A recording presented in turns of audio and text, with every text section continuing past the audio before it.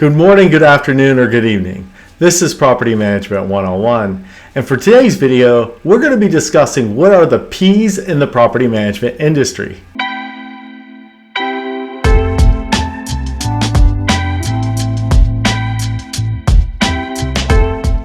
You often hear people talk about, maybe one of the other P's, or what are the P's? This is simply referring to a way that in the property management industry helps employees determine which side of the industry or the asset has the room to improve and grow the performance of that property. Different companies have a different count of the number of P's they evaluate and have slightly different terminology, but almost all of the companies that I've worked with or worked for, really, those different terminologies still allow you to view and get to the same place when it comes to the discovery of where do we have room to improve. Here are the 5 most common P's that I have worked in the property management industry. And in addition, here's some of the suggestions I would have when you're evaluating each one of them. The first P that we're going to go over today is promotion. So some of the questions I would ask if you think that, hey, maybe we're not promoting the property or the portfolio in the best position possible to really gain the velocity we need on the front end to achieve the property's desired strategy or performance are: how are we promoting the property? Are the promotions we are doing for this property bringing in the type of qualified traffic we really need? Do we currently have any specials at the property or concessions that we're offering? If so, how are we promoting them? Do we need to be promoting or advertising the property on more advertising sites? Are there aspects of our advertising and promoting services that we can actually scale back due to our position? What advertising source generates the most amount of traffic? What advertising source generates the least amount of traffic? What advertising source brings in the most pieces of traffic per dollar spent? What advertising source brings in the least? What source is the most expensive, the least expensive? By answering some of these questions, it'll really allow you to see, hey, what opportunities we have from a portfolio or asset perspective to really put the property or portfolio in the best position possible to really strengthen and improve its performance.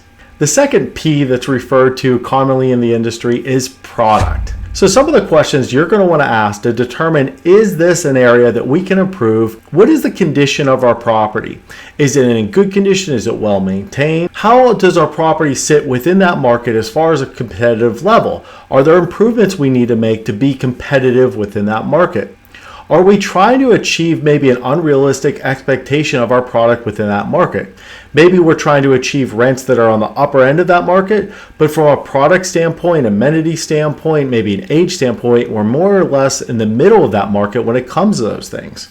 How do we bring more value to our product even without maybe performing renovations in that property? Or our vacant units, our ground, and our model units showing well and bringing value to our property? How is the condition of our property against the competitors within that market? By answering these questions about product will really help you determine, is product one of the areas we need to look on as far as ability to improve the performance of our property. If you're enjoying this video so far and you're learning something new, please don't forget to like, subscribe, and turn on notifications for future videos. The third P that we're going to go over today is processes. Oftentimes, processes are kind of the hidden P that's not normally talked about compared to the other P's that are more commonly known and spoke about. One of the things that a struggling manager or regional will look at is say, hey, look, all my other P's check out, everything is good, everything's in good shape, we're promoting the product well, or everything from a condition standpoint is really good. Oftentimes it may be our processes are not as efficient as they need to be, or make it difficult for our staff to quickly follow up with residents, quickly follow up with prospects. And so it allows a situation where by improving the efficiencies of our processes, maybe the area we need to look at to improve and better align the asset to achieve its desired performance. Here's some of the questions I would ask to determine, is processes an area that we can improve? Has the entire staff been trained on all of our processes? Can some of our processes be more efficient? If so, what? Is the team consistently executing these processes at the standard we're expecting them to? Are there any steps in any of our processes that are consistently being missed? What feedback do we have from our team that they feel that we can improve our processes at? By answering some of these questions, it'll really help you determine, is process the one thing we should look at to maybe improve our ability to perform at that property? And the next P that we're going to be discussing today is price. Now, one of the most common mistakes I see from my position when I work with clients is they commonly point to price first. They feel that, hey, it cannot be anything else. We're going to start with price. My suggestion is usually price should be the last thing we look at. And the reason why is quite simple. If we don't have our product in good condition, if we're not promoting our product, then it's not going to be a situation where price is going to be even relevant. How are even people going to know about our product, come and see our product, to really even know that if price is a situation where maybe it's too high, we're getting pushback for? We really want to make sure all of our other P's are in good shape and price is really looked at the end. So this is something to keep in mind when you're evaluating your property or portfolio. Is price the P we need to look at as far as maybe our ability to approve? Most often it's not, and most often you should get it last, not first. Some of the questions I would ask though when it comes to price are we competitively priced within our market? What's been the feedback from our prospects regarding price? What's been the feedback from the team regarding price? Does the team have strong belief and confidence in the prices that we're offering? Sometimes based off all the data, it may be something as simple as the team's not confident as they're presenting these prices to prospects. Maybe the data is telling us, hey, it is not because we're not competitive in the market. It's not because we're not in good position to test our pricing. It is simply the confidence behind the team and their delivery is the area we need to improve when it comes to the price dynamic. And the fifth P that we're going to be discussing today that's commonly used in the industry is people. From my experience, when a property or portfolio is not performing well, the most common reason why is due to people. Now, this is not a situation because maybe the people we have in place are not necessarily not the right fit for that portfolio or that asset. It could be something as simple as we have staff gaps, we have open positions we haven't filled, so the team is putting in additional workload that they wouldn't be expected to if we had a full staff, and that we'd have a better position to perform at a high level.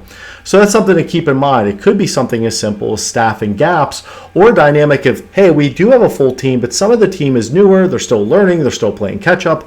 So oftentimes it could be that situation when it comes to the P if you're looking to find opportunities. Some of the questions I would ask if you're a regional property manager to determine if the people or their ability to improve that asset's performance are as follows. Is the team entirely trained on all of your processes? Has the team been there long enough to really absorb and start to master some of these processes where they're not referring to some sort of checklist or guide sheet when it comes to these processes so they could work efficiently?